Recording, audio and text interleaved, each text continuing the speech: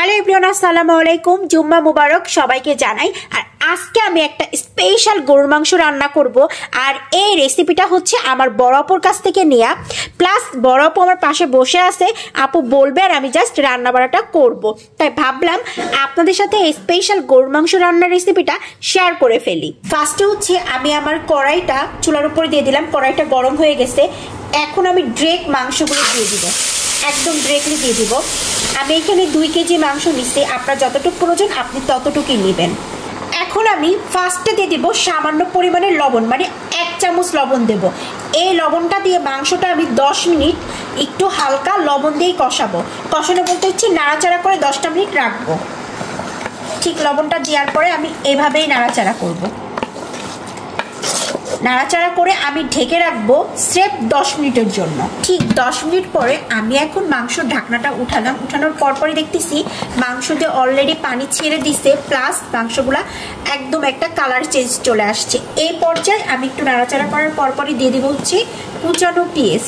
একদম এখানে আমি প্রায় 8টা বড় বড় পেঁয়াজ দিয়েছি, 8টা না সরি 4টা নিছি আর কি, ঠিক বড় বড় 4 থেকে 5টা নিয়ে। এটার পরে আমি উপর দিয়ে দিয়ে দেবো হচ্ছে সয়াবিন তেল, পরিমাণ মতো মাংসতে যেটা দিয়ে লাগবে রান্না করব সেটাই দিয়ে দিব। ঠিক পরিমাণ মতন দিয়ে দিলাম। এই পর্যায়ে খুব ভালো করে নাড়াচাড়া করব এবং মাংস থেকে যে পানিটা বের হয়েছে এটা দিয়েই কিন্তু আমার পুরোপুরি কষানোটা কমপ্লিট হয়ে যাবে। মাংস পেঁয়াজ টিয়াজ দিয়ে ভালো করে এখন আমি ঢেকে রাখবো 5 থেকে 7 মিনিট।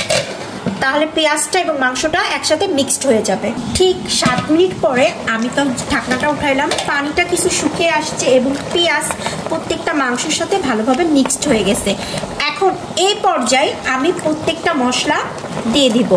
আপনার সাথে আরেকটা কথা শেয়ার করি, এই মাংসটা রান্না করার সময় অবশ্যই অতিরিক্ত ঝাল ব্যবহার করবেন না, একদম মিডিয়াম পর্যায়ে রাখবেন, কারণ এই গরুর মাংস অতিরিক্ত ঝাল ব্যবহার করলে কিন্তু ভালো লাগবে না। আর এখানে প্রত্যেকটা বাটা মশলা যাবে। ফার্স্টে আমি দিয়ে দেবো হচ্ছে আদা, রসুন, জিরা এবং কয়েকটা গোলমরিচের গুঁড়া পেস্ট একবারে দিয়ে দিব।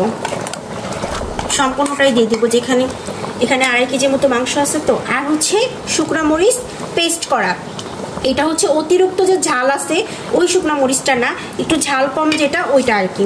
2 রকমের মরিচ পাওয়া যায় বাজারে, আপনারা নিয়ে নেবেন। আমি হচ্ছে বেশি অর্ধেক দিয়ে দিব আর একটু রেখে দিব যদি বেশি হয়ে যায়। তারপরে দিয়ে দিব হচ্ছে হলুদের গুঁড়া, 2 চামচ হলুদের গুঁড়া দিয়ে দিব।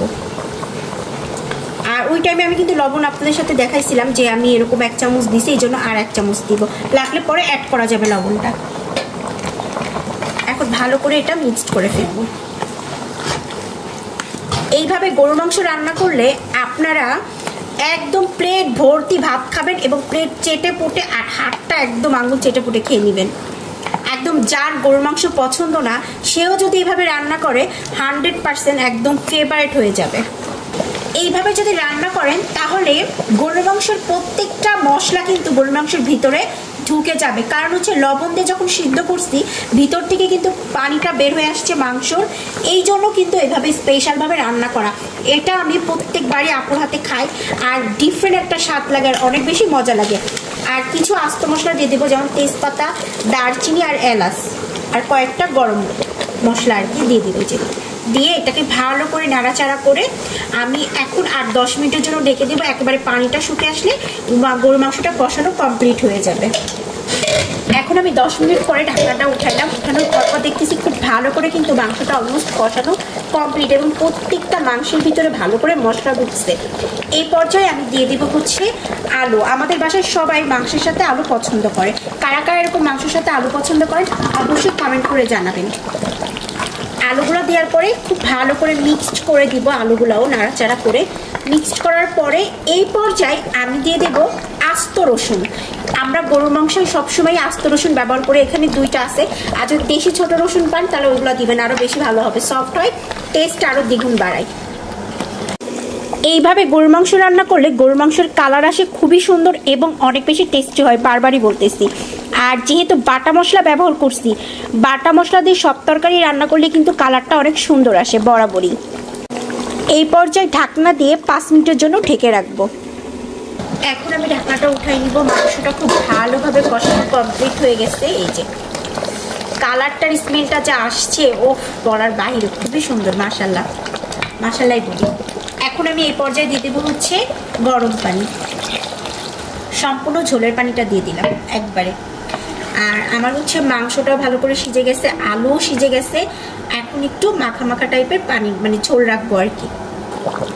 আমার মাংস রান্নাটা খুব ভালোভাবে কমপ্লিট হয়ে গেছে এবং পারফেক্টলি একটু হালকা মাখা মাখা ঝোল টাইপের রাখছি। এই মাংসটা এইভাবেই হালকা হালকা ঝোল টাইপের রাখলে খেতে দারুণ মজা হয়। এখন হচ্ছে টেস্ট করার পালা, গরম গরম পোলাওর সাথে টেস্ট করব আমরা। বিসমিল্লাহ। আমি কন্টিনিউ যে গরুর মাংসটা রান্না করি না, তার থেকে এইটার টেস্ট হচ্ছে ব্যতিক্রম। এক কথা যদি বলি, মানে অন্য অন্য গরুর মাংস যে সুস্বাদুটা লাগে তার থেকে দ্বিগুণ সুস্বাদু এটা। এখন মেয়ে যাবেন, বলো তো কেমন লাগতেছে তোমার কাছে? কন্টিনিউ যে আমরা গরুর মাংসটা রান্না করে খাই তার থেকে এটার টেস্ট একেবারে ভিন্ন রকম। আপনারা কিন্তু অবশ্যই ট্রাই করবেন। আজকের ব্লগটি এই পর্যন্তই। সবাই ভালো থাকবেন এবং সুস্থ থাকবেন। আল্লাহ হাফেজ এভরিওয়ান।